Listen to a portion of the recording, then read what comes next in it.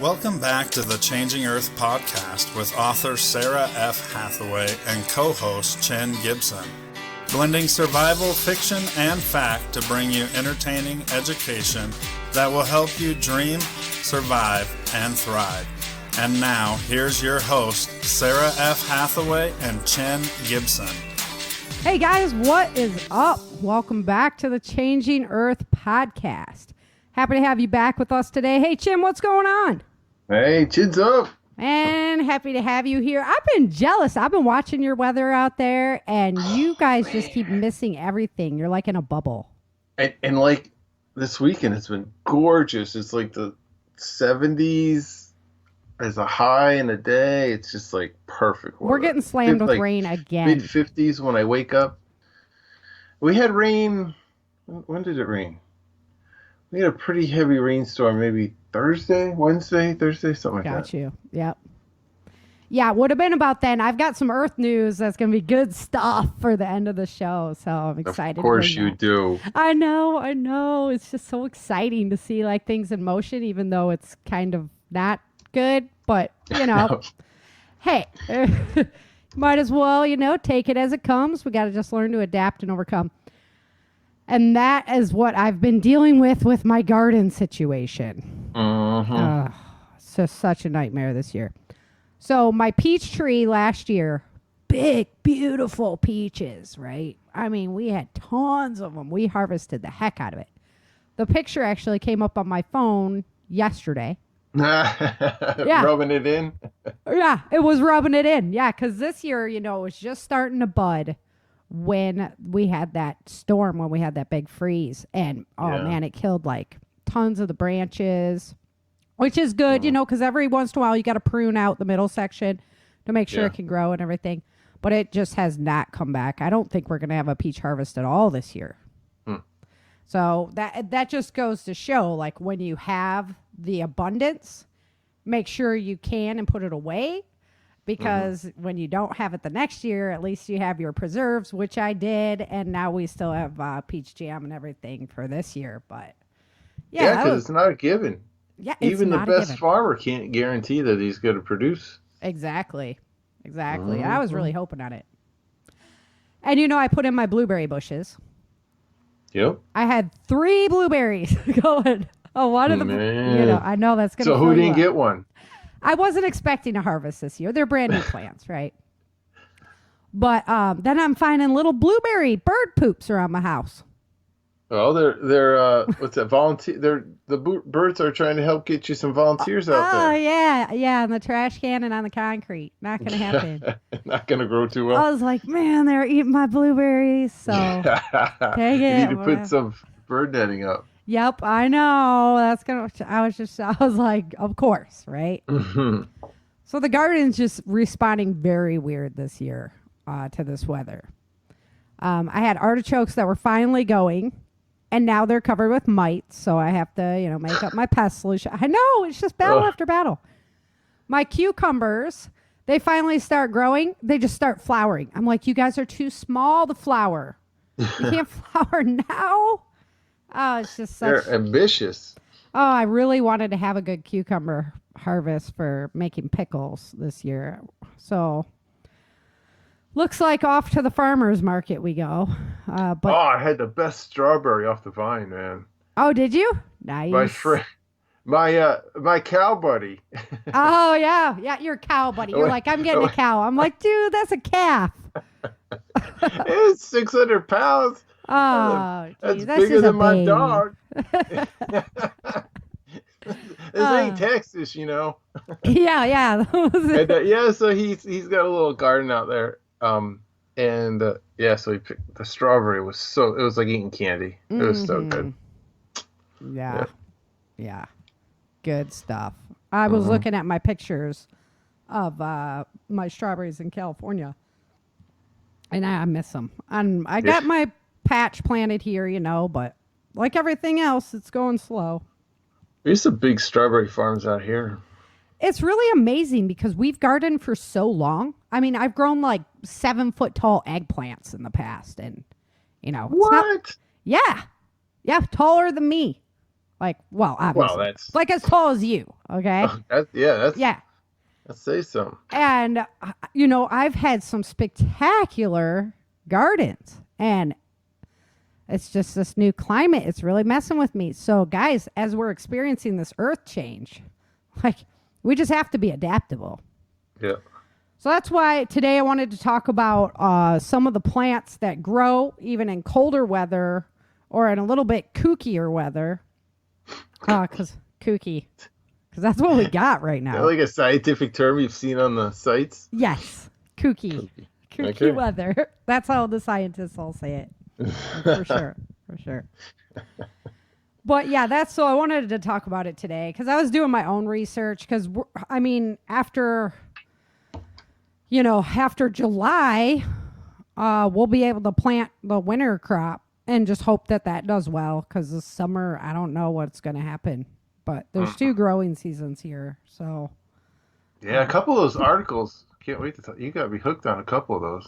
Yeah, right? Mm-hmm. That's good stuff. Maybe I'll try and post the links over in the live shows. You for should. you guys. Absolutely. Yeah. Because there was some good articles that I found today on which ones are really best. So, all right. So since the pandemic, there's been this really big uptick in gardening activity, which yay, Yeah. right? I attribute it to a lot of the homeschooling going on. So it's a good DIY project and good for the kids to learn, which is awesome.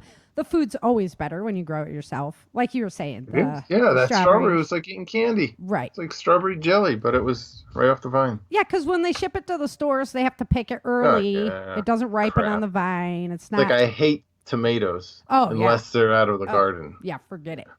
There's not even a point. Like a white tomato, they're not white. Ugh. They're not white. Yeah. Cardboard. Yeah, I agree. So, and lots of colleges were actually offering free classes during the pandemic. So that's pretty cool. That was good to hear. It's just good to see the excitement around it personally.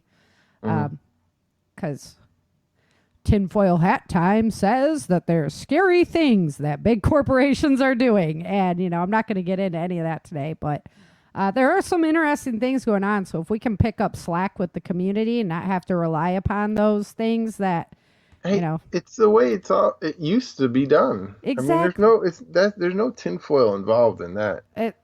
Fair enough. Yeah. I would rather have locally produced than, big warehouse shipped across God knows how far. So. I mean, I grew up with a little vegetable garden out back, like one of those little kitchen garden kind of things. Right? Yeah. Yeah, it's just what everybody did. Everybody I knew had one. Right? I never second guessed it. My mom always grew tomatoes and stuff in the garden. Always. I mean, it wasn't anything huge, but herbs, things like that. Yeah, beans and squash and kind of stuff. Dude, the price of herbs are crazy. Have you looked at those jars in the store lately? Oh, insane. Insane prices. You're paying crazy prices. So if you can grow it yourself, do that. I can't get to the store anymore. There's a gas shortage. Did they charge more for delivery too? Did Costco cancel delivery? Oh, I don't know. Yeah, we didn't. We didn't. Yeah. So finding things that fit your area for whatever living situation you're in, we can do it. We've shown you on this podcast, container gardening methods, windows for apartments, making little planter beds outside the window. If you just have a little strip of front yard, whatever you got, you can grow something there and then find the local farmers to support. You can find locally sourced food wherever you are. Oh, yeah. There's people that are into it. That's what we got my mom for Mother's Day. Instead of flowers, so I got her a tomato plant. Cool. You're like, this one will feed you. That's Much right. better than watching a flower die. Yeah. Yeah. So, and then don't be discouraged because, look at the year I'm having. And I had a bad year last year. You know? It's just a lot of times it is feast and famine. You got to just keep trying and stick with it. You're going to hit those good years. You're going to hit those bad years. But you have to know how to adapt and overcome. And so you have to be familiar with at least a few styles of gardening and whatnot in order to feed yourself if you needed it. It's really important stuff. And multiple crops, I would think, not just that monocrop thing is going to bite you. Yeah. I'm going to talk specifically about one plant later on because a lot of people probably don't know this one, but it's a good one. Okay. Yeah, so, I think that's one of the articles I thought was cool. Yeah. So the polar spring. So there's all this talk that we've had this polar spring, which I can tell you definitely the central United States is experiencing this. Judging from how, or, depending on how long you've been listening to my podcast, last year we talked about the floods, the amount of seed lossage, things like that. And the USDA had said that we had a very similar year in the 70s. And as long as the next year we bounce back with food supply, we should be all good. Well, that is not going to happen this year. How's that working out? Yeah, it's not going to work out this year. So, guys, long-term food supplies, here you go. Head on over to preparewithchangingearth.com. Pick up your Patriot Supply food supplies there because... Look at that ad. Right? You like that? Yeah. Yeah. So make sure you head on over there, preparewithchangingearth.com. When you get your long-term survival food from there, you help support the show. And My Patriot Supply is a great company for long-term food storage. That's all I have. I'm a happy customer. My house, pretty much. Yep. I have one other type. But I'm not. It's funny. We took the dog for a walk this afternoon. And I said, hey, honey, look at that box. And somebody had long-term food storage delivered to the house. Yeah. Well, last year, during the pandemic, because I have the online store too, I could not get access to the long-term food supply. Yeah, I remember we were talking about it. Yeah. Yeah. So don't wait, you guys. Do it now. Don't wait till it's a matter of needing it. Head on over to preparewithchangingearth.com and pick up your long-term food supply. So one of the things that I was considering, because, it would seem, I don't know, I could grow year-round here if I had a greenhouse. So that's one thing I am considering is just building a greenhouse. Yep. However, the price of lumber is so expensive right now. There's like no way. What about those like high towers and stuff? Well, that's why I was thinking like the hoop buildings. Yes, exactly. Yep, doing one of those. So that's something to consider. We do have pretty high winds as well, so I don't know how that would hold up here, but I've seen them around, so they got to do, pretty good. But yeah, that's definitely one of the things I've been considering. And if we are talking about going into a colder Earth period, I don't know how it'll hold up in an ice age. I mean, I think we're all screwed, but if we're going into a colder period for our climate, then having a greenhouse would be really, really kind of heads up to put that in now so that you have it later. And you can grow year round. So good stuff. Pretty much wherever you are, you can go year round. We've even looked at the heating systems from compost, using that to heat your greenhouses. Yep. I've seen that, Yeah, that's a stellar idea. That's a guy up in Maine. You run the pipes through the piles of... Yeah, through your compost pile. Yeah, and then it pumps out hot air just by convection. Yep, and put that into the greenhouse. I mean, what a killer idea. You're using every facet you can. Multitasking, right? Yeah, 2 is 1, 1 is none. Yeah. So there's lots of good ideas like that. But there are plants that are very cold weather tolerant. And one of the reasons why I was researching this is for the winter crop, but also if we're going to be growing in colder weather, then we need to learn from our northern neighbors who deal with this every year. Right. So kale, Kale is a good one. It'll survive when most plants won't, but eventually it'll succumb. The article said it actually gets sweeter with the frost. Oh, good. Yeah, great. But kale is also really high on the nutrition list. Yeah. So dang it all, kale coming back at us. We can do kale chips all winter long. Kale smoothies, kale chips. We can just party on. Blech. Okay, collard greens. Mm-hmm. So love them southern collard greens. I actually do. Right. I'm a spinach lover. I like beet tops and things like that. So collard greens is fine with me. They're grown. Usually comes with ham though, so that's It does. It's a garnish. I got to put a pig in the backyard. It's bacon garnish. Love it. But they grow it a lot in the South because it doesn't bolt in the heat. Yeah. So that's really, really cool. Especially having been in California, all your lettuces, everything bolts. So you I can't. never saw so many different types of greens until I moved down here. Oh yeah, I bet. I mean, there's all different green leaves, all different kinds that they That cook they up eat down here. Yeah. Yep. But collards can actually survive in very, very cold weather as well, up to 5 degrees Fahrenheit. So good crop year round. And it's high in nutrition. Mm-hmm. Lettuce, easy to grow. It likes to bolt in the heat, but it will survive the cold. Peas. I love peas. Don't get me wrong. Mm-hmm. But I pretty much wrote peas off my list when we came to shucking time. Oh my gosh, it's so much work for very little reward. I was like, yeah. Crabs. They're off. Yes. Ugh. It is like crab. Yeah. I'm like, they're off the list. Yeah. Spinach. Yeah, same. Beets are easy to grow, but I'll tell you what, I'm even struggling with my beets this year. I can't figure out what's going on. They're on like the easy to grow list. Wow. And yeah, and I love the beet tops, the beet bottoms. I love all of it. I wanted to have enough to can. Mm-hmm. And yeah, that's been really, really disappointed. They should be much bigger than they are right now. I do not know what happened. We did get that cold. We got a cold snap again after the garden was already in, and it just might have froze them out. But isn't that weird in Texas? Right? I know. But beets, once they're established, they actually do produce more sugar when exposed to the cold, so they will sweeten when it gets colder, which is pretty cool. Because sweet beets. Mm-hmm. Sugar beets. Uh-huh. Turnips, they can't be in as cold a temperature as beets, but they are still pretty darn hardy and grow pretty quick.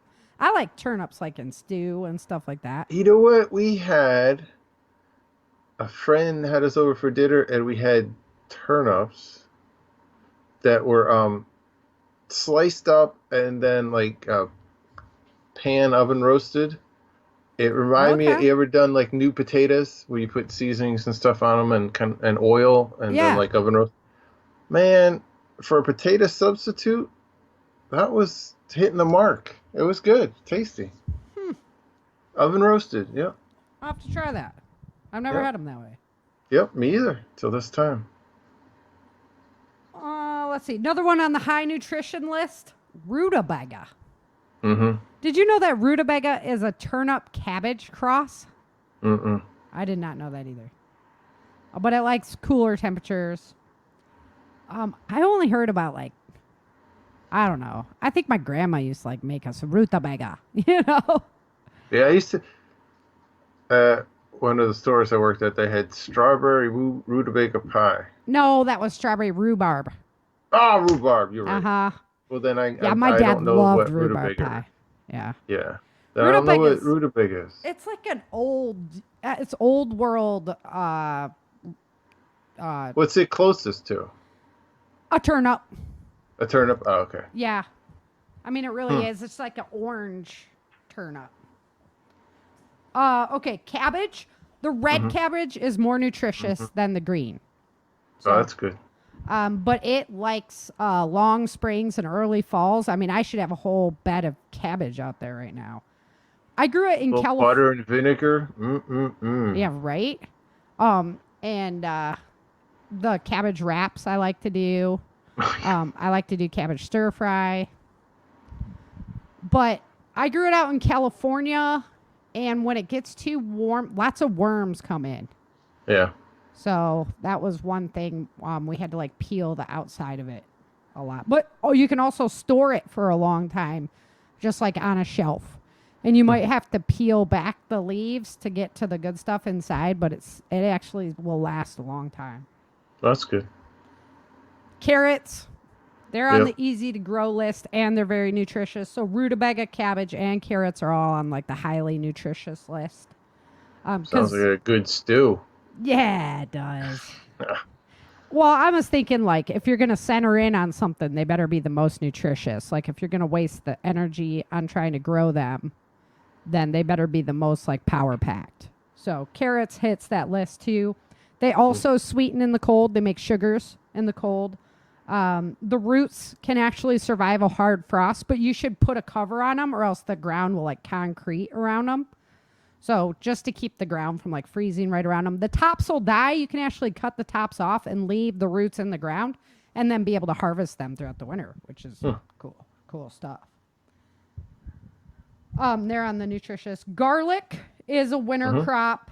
Broccoli. Love me some broccoli. Radishes.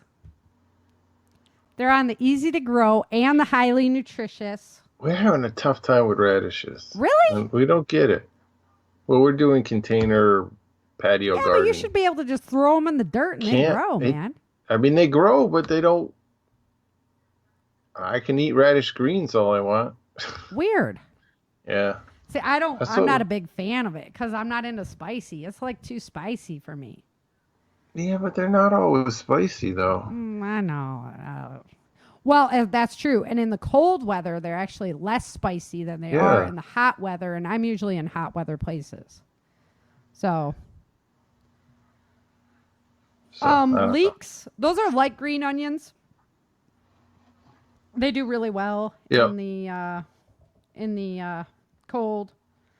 Parsnips are just like carrots. They're like those white carrots.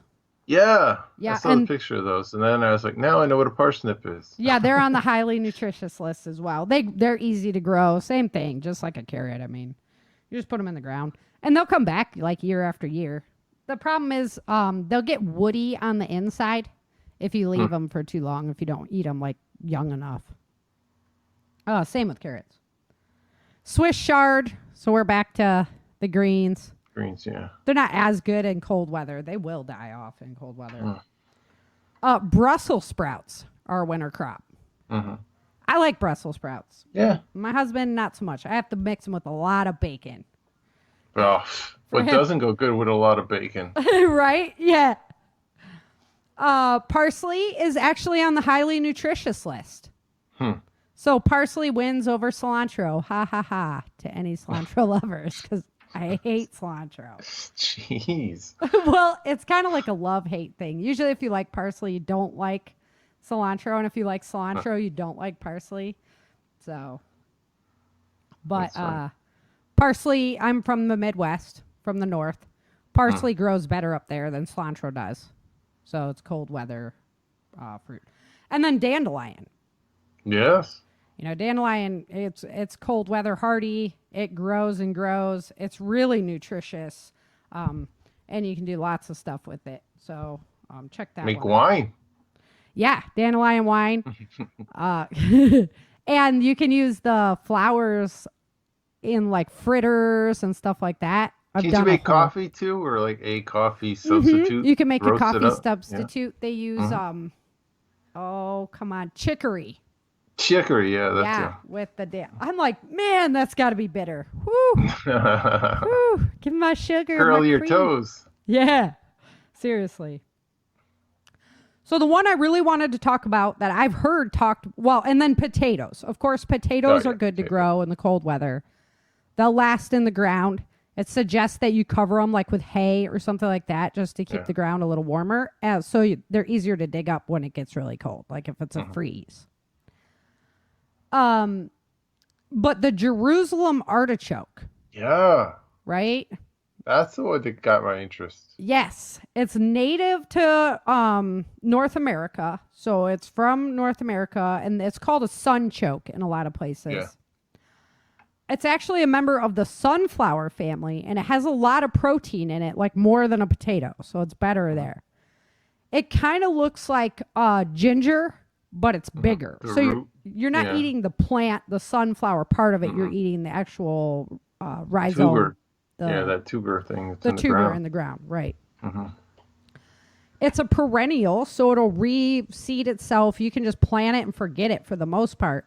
And it grows like almost invasively.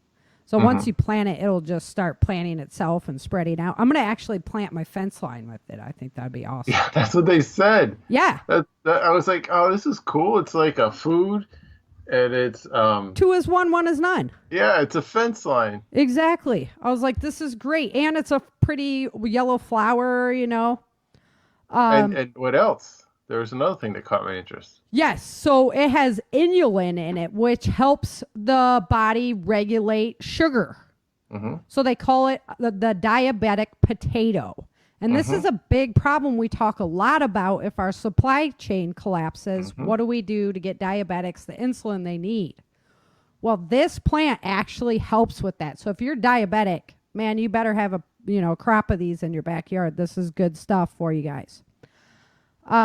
It's best to harvest it in spring, and it is a hardy plant. It has lots of calories, and it's packed with electrolytes too. So, I mean, it's a really good survival food, guys. We should definitely be planting more and more of these. I need to source some of this and like spread it around. Me too.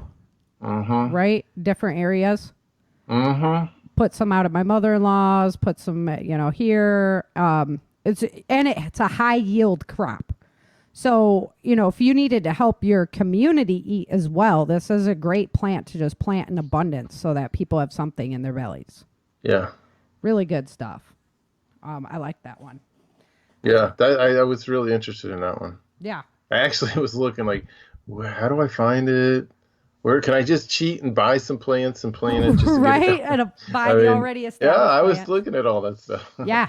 I'm going to put, like I say, I'm putting it in on my fence line because I've actually heard Christian over at the Ice Age Farmer talk about the Jerusalem artichoke quite a bit. So that's why I looked it up. Sorghum, he talks about as well. But when I wasn't as enamored with that one because it likes warm weather. It's kind of a key. And if we're going into colder weather, then sorghum might not be the best thing. But this Jerusalem artichoke sounded really, really good. Wasn't there some mention about helps with not fighting cancer, but it was like they thought it might have some properties that was anti-cancer. Right. Yeah. Oh gosh, what are they? Not antioxidant. Yeah, I was just trying to open the article up again, but I read it this afternoon. I'm like, that's interesting as well. Yeah, I keyed in on the diabetes thing because I'm always looking for like good things for diabetics for survival mode. Yeah. Because what do? You can't keep insulin refrigerated if you lose power. That's a big problem. One second after that book was a major part of the storyline. Right, exactly. So I'm always looking for things that can help with that. And a lot of the plants, like Kat Ellis that we had on the show, used to come on and talk about herbs and stuff. A lot of the plants she recommended are not native to the United States. So, I mean, you can get them and you can start growing them, but it's not something that's native. So it might not thrive as well as a native plant to our country, which the Jerusalem artichoke is, or the sunchoke. Okay, so then I dug deeper in and we're talking about the next ice age and whatnot. So I'm thinking, okay, well, if we're going to be cave dwellers or whatever, what grows in no sunlight? Like if we went deep, what are we going to eat, right? So mushrooms on the list. Yeah. And of course, you need to have the spores to grow them. And then you need to know which ones are edible. Like you don't want to just go cave diving and start eating mushrooms, man. Woohoo! Yeah. You could end up dead or hallucinating a lot. So probably not the best idea. And then they talk about sprouts and microgreens. I love both of these ideas. Sprouts and microgreens are very nutritious. They're easy to grow. They grow in no sunlight. However, you need seeds to be able to do that. And if none of your seeds are growing up to produce more seeds, you're eating them all in a microgreen or a sprout form, then none of those plants are growing up to produce more seeds. Where are you going to get your seeds from to keep eating sprouts? That's right. Doesn't work for me. No long term. Unless you had like one room that had a light. I do this in my book series. You know, they have seeding rooms where they're actually producing seeds from the adult plants. Wheatgrass. If you had to survive on wheatgrass, It's not going to be pretty coming out the back end. That's all I can say. Like, I worked at Jamba Juice where we sold wheatgrass, and this kid thought he could pass a pee test by drinking like 24 ounces of wheatgrass. That kid was in the bathroom. Like, it wasn't good. That's funny. Yeah, so I don't think that surviving off wheatgrass would be the best idea. And again, you have to have it go to seed at some point to get more seeds for it. Mm-hmm. But you can grow it in soil or water. It will grow in a sunless environment, and it takes like 6 to 10 days to grow it up, so it's fast. But you still need light. I mean, you need lights, right? Not to just grow the grass up. Really? Yeah, it'll grow in a dark environment. Pretty crazy. Because they all start that way, and then they need light to go into their flowering stage. Right? So, yeah, I wasn't as impressed with it, but it is very much anti-cancer. If you guys are battling any kind of cancer, wheatgrass is really, really good for it. You can even just chew on it like a cow chewing a cud. And I know it's kind of weird, but it is very, very good for fighting cancer. Okay, white asparagus. Did you know this one? No. No? I mean, I saw it in the article, but yeah, white asparagus. I knew this one. That's why it's white. They keep it forever in a dark environment, so it doesn't have any access to chlorophyll to turn green at all.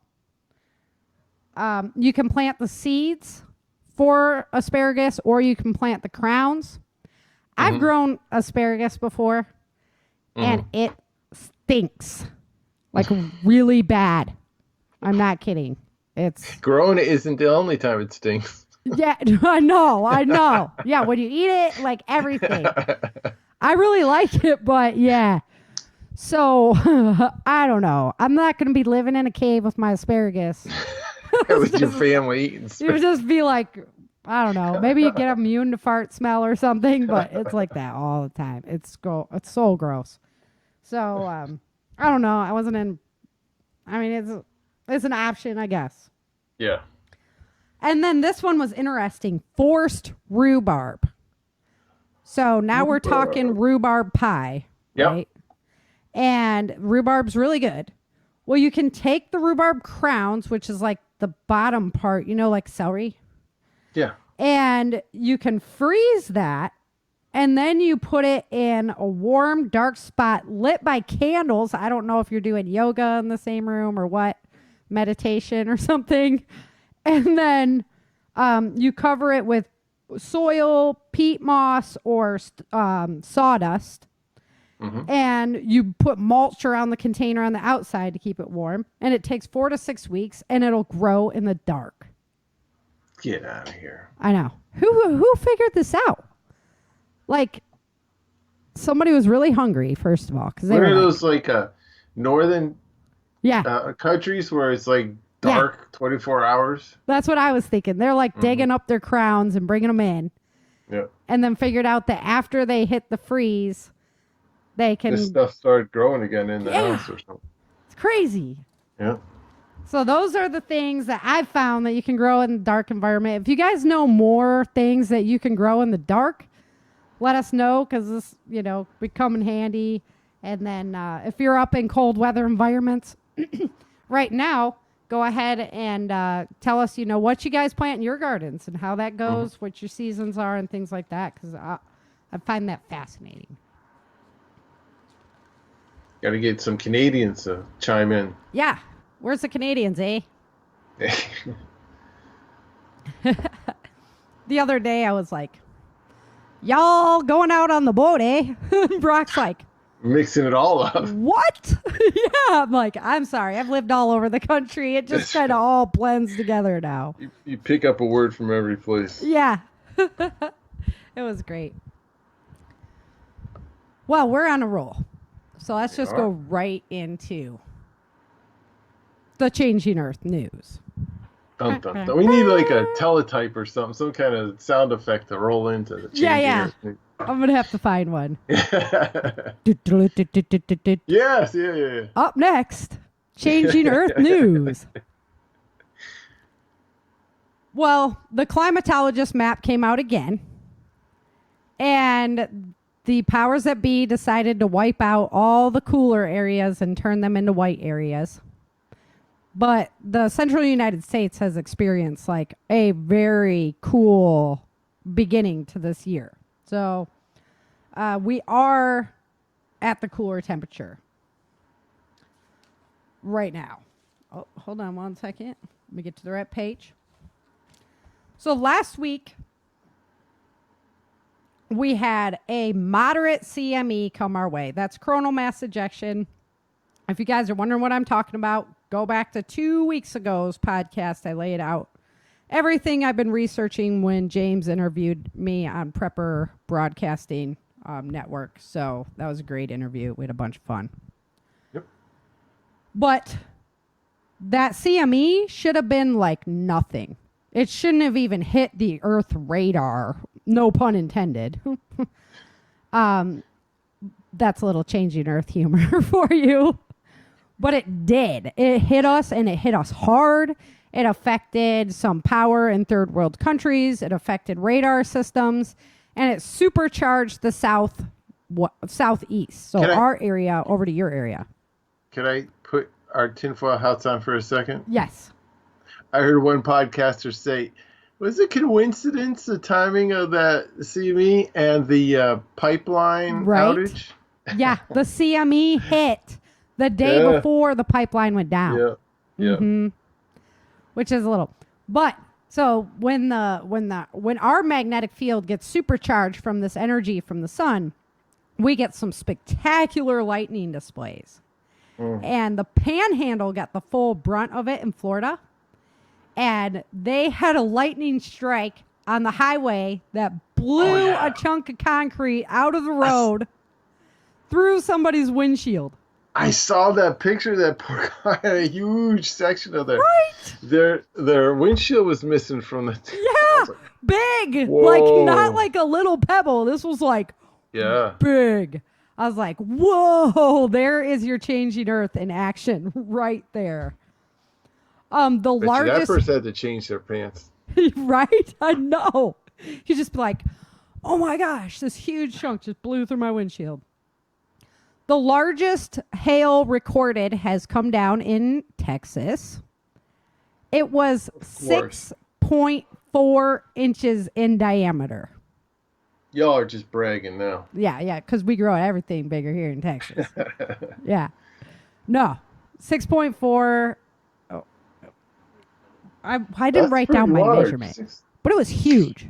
Yeah, that's bigger than my snowball, Mike. Right? Almost twice the size. Yeah, it was big. I mean, they were holding it in their hands, and it was like this massive football of hail. Mm-hmm. There was electrical sprites in Kansas. They're these beautiful red sprites that were like just zooming off the ground into the atmosphere. Some spectacular weird atmospheric cloud patterns and just crazy things going on. If you want to see those pictures, that was on Skywatch Media News, and just some of the most amazing cloud formations. They had to even rename like one of the skies for this one. It looked like a lava lamp. It was crazy. And there's been these weird sunbows and like circles that are like massive, like infinity looking circles instead of just being like normal circles.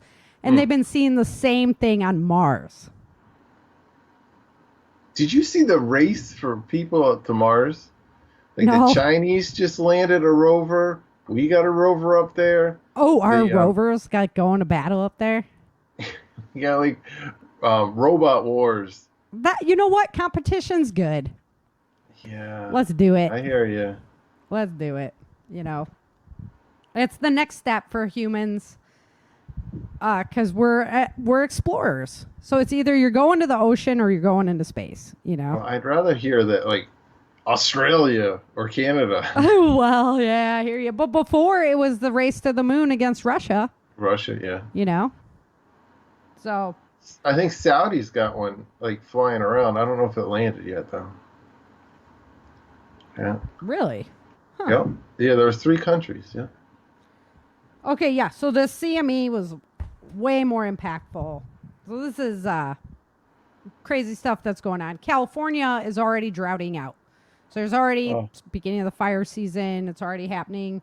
And they say that all of the snowfall that came down in California just evaporated. So the farmers are not going to get any more water. It's not looking good for food prices. That's why you guys get over to preparewithchangingearth.com. Okay, get your food supplies. Even if you're like, I'm master gardener, you have those bad years. So I talked about the crazy signs in the sky, just crazy plasma stuff going on. And this was like all across the world, just really interesting things that they've never seen before. They found a blue king crab, which is highly irregular. So that's just kind of, the earth changing. And a giant moth. It was like the size of like the kids' football. Mm-hmm. Where'd they find that? And it's a moth. Oh, I don't know. I didn't write down where they found it. I think it was in South America, though. Which I wouldn't be surprised. They have some big bugs there. No, they do. I'm not lying. Costa Rica has some big bugs. But, this thing was like a blob. It was so heavy, you couldn't even fly. Storage containers and pallets have been going missing. They're on very high demand. About half of the world's storage containers and pallet supplies suddenly went somewhere. And they don't know where. And all we can think here in the preparedness community is long-term food storage. Because, if you're going to store something, what are you going to do? You're going to put it in a shipping container on a pallet and you're going to put it in the ground. So that's my thought on that one. We had a 3.3 earthquake on the New Madrid. We had a 3.6 that followed immediately after that. And it was right after that CME hit. Bunch of minor earthquakes right around a lot of the blowhole areas that happened in 1887. I could be wrong about my date on that one, but the New Madrid, the big earthquake in the 1800s, same areas are starting to show signs of life. So that is something to keep eyes on. There was a recent exercise with Europe and NASA to see if we could deflect an incoming meteor. And the answer is a resounding no, we cannot. We still don't have the technology to do that. And with the magnetic field weakening, leaving us more vulnerable, leaves us more vulnerable to asteroid strikes as well. So that's a problem. The good news is the probability of a major city impact is 0.1% in any given year. So, your odds are pretty good. The Chinese rocket was good tracking exercise. Yeah, right? Yeah, and it hit the ocean, right? Yeah, yeah. And that's where things are most likely. I mean, most of the Earth's space is ocean. So, but they think that 2/3 of the asteroids that are greater than 460 feet haven't even been discovered yet. And some large ones, we don't even see them till they're like within 24 hours of a pass by. That one that came by, I think it was 2018, I think. It came through as huge, and it came in between the Earth and the Moon, which is like really close in space terms. It missed us by like a 24-hour impact. So we're just keeping eyes on that. We got to figure that out as a species if we're going to survive long. NASA has a website dedicated to keep an eye on space rocks. Yeah, and a lot of amateurs actually help out with that. Yellowstone is showing signs of uplift again. I always hesitate to bring the Yellowstone news because I've heard different theories on it could potentially be cut off from its magma supply. So we couldn't, if that's the case, it wouldn't erupt again. but it's still a very geologically active region. I talked to that lead scientist from Yellowstone, and he was like, until we're seeing over like 2,000 earthquakes a day, it's just not something we're going to be, worried about happening, the Yellowstone eruption. So that's good news. There's 2 more solar eruptions that took place. They're hitting today, actually. We record on Sunday, live on Twitch, 5:30 Central Standard Time. Get on over to Twitch and visit us on Sunday at 5:30. But, so they're supposed to hit today. And they wouldn't normally not even comment very much about these, but since the last one had such a big impact, like NASA was blown away. Even Ben from Suspicious Observers, he was like, the magnetic shield is way weaker than we thought it was, because this shouldn't have been anything, right? And that's not good. And we have a coronal hole also lining up that tends to give more earthquake activity to the Earth when that lines up, when that magnetic energy lines up with the Earth's magnetic energy. And then there's some big filaments coming in that we have to keep eyes on for next week. So when we join you next Sunday, we'll be talking about what happened on those. But in the meantime, they were hoping that the sun would kind of chill till, the Earth had a chance to kind of rebuild its magnetic shield, but it doesn't look like that's going to happen. So it's really important that we stay prepared. We stay ready to just adapt and overcome and band together with our communities to get by whatever comes in our wake here. It's a big problem for power. And our power grid, a lot of the components, look at our market shortages right now, our supply chain shortages.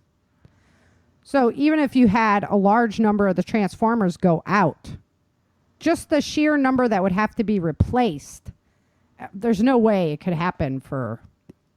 Well, look at what happened to the Eastern Seaboard just last week because of the gas. Yeah, right. I mean, that was exactly. In theory, it was like what could have happened because of a power outage. I mean, if there's no power with all these mechanical processes, it's not gonna. Gas isn't going to flow, and hospitals and trucks, and I mean, it just snowballs from there. Right? Forget your electric cars. That's not happening, So I see that as a big, big concern. Either way we go, the supply chains are really vulnerable, and they're too close to the bone. Mm-hmm. They run everything too tight. And even a lot of the nuclear waste facilities have to maintain power in order to keep those rods cooled and at a certain temperature. And, chlorine factories, when these things start going wrong, it can go major wrong really fast. So again, that's another huge concern. Our world we were is talking pretty about good stuff about like growing and happy gardening time, and now you're like taking me down. Well, that's why we got to be ready to adapt and overcome. Already know our networks. I was getting all excited about my Jerusalem artichokes, and here we are. Chlorine factories are blowing up. World news. Yeah, it's just something to keep in mind, Oh, yeah. There's been so many things on the horizon that we've talked about. And no matter really what you're discussing, it comes down to make sure you have a plan in place. Make sure you have a community network. And make sure you have provisions, insurance policies in place for your families. And skills, knowledge. Yep. Because knowledge is power. So, yep, and Jerusalem artichokes. No, I'm serious. I'm gonna get. I am. Yep. I'm right there with you. I'm gonna plant a whole bunch of those up at the top of the property where we just have extra space, and it would be nice and pretty.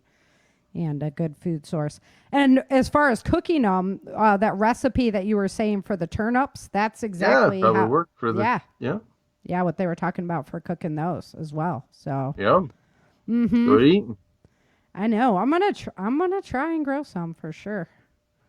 I was a little frustrated this morning. I'm like, darn it, man, it's been a challenge for sure.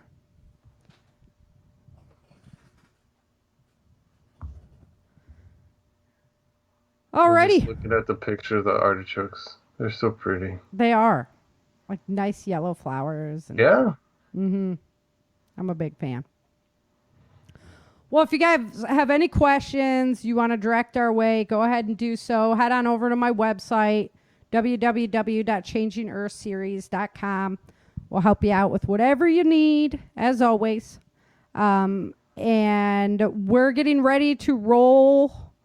Well, I don't think season 2 of the audio drama will be coming out till after like the end of September.